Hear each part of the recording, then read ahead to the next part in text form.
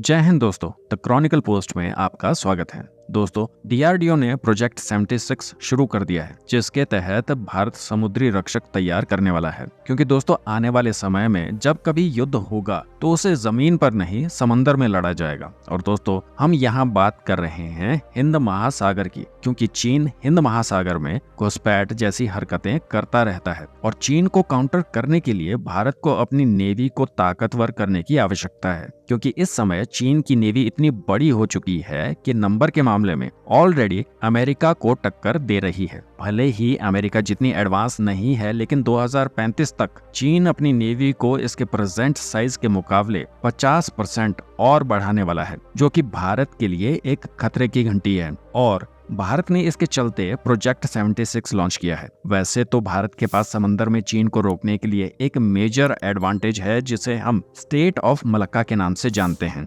जहां से होते हुए चीन दुनिया भर के देशों में एक्सपोर्ट करता है और मिडिल ईस्ट कंट्रीज से तेल इंपोर्ट करता है। पर स्टेट ऑफ मलक्का को चीन के चोक पॉइंट में कन्वर्ट करने के लिए भारत को बेहतरीन सबमरीन्स की जरूरत है, और इसके लिए डीआरडीओ की तरफ से प्रोजेक्ट 76 लॉन्च किया गया है, जिसके तहत super Kalvari class submarines Bharat में न केवल मैन्युफैक्चर की जाएगी, बल्कि इन सभी सबमरीन को भारत की नेवी के हिसाब से भारत में ही डिजाइन किया जाएगा। क्योंकि दोस्तों, इससे पहले भारत में सबमरीन्स मैन्युफैक्चर तो की जाती थी, लेकिन उन्हें या तो फ्रांस, जर्मनी या फिर रूस में डिजाइन किया जाता था। तो चलिए दोस्तों, जानते हैं कि प्रोजेक्ट 76 में बनने वाले सबमरीन्स में क्या खासियत होने वाली है और प्रोजेक्ट 75 में बनी सबमरीन से ये किस तरह से अलग होंगी। देखिए दोस्तों, जैसा कि हम लोग इस वीडियो में ऑलरेडी डिस्कस कर चुके हैं कि ये जितनी भी सबमरीन्स होंगी, ये डीआरडीओ द्वारा भारतीय नेवी की गाइडेंस के हिसाब से डिजाइन की जाएगी। और प्रोजेक्ट 75 में बनी हुई सबमरीन्स 1600 से 1700 टन वाटर डिस्प्लेस करती हैं। दोस्तों, किसी भी जहाज या सबमरीन के द्वारा कितना टन पानी डिस्प्लेस किया जाता है, उससे हमें उसके साइज का पता चलता है। और जो सबमरीन प्रोजेक्ट 76 में बनाई जाएगी, उनका वाटर डिस्प्लेसमेंट 3000 टन होगा। और दोस्तों, इसमें लगने वाला radar, weapon system, navigation system completely indigenous होगा। दोस्तों, ये सबमरीन डीजल इलेक्ट्रिक सबमरीन होगी, लेकिन इसके बावजूद इन सबमरीन्स में स्टेल्थ कैपेबिलिटी होगी, क्योंकि भारत ने हाल ही में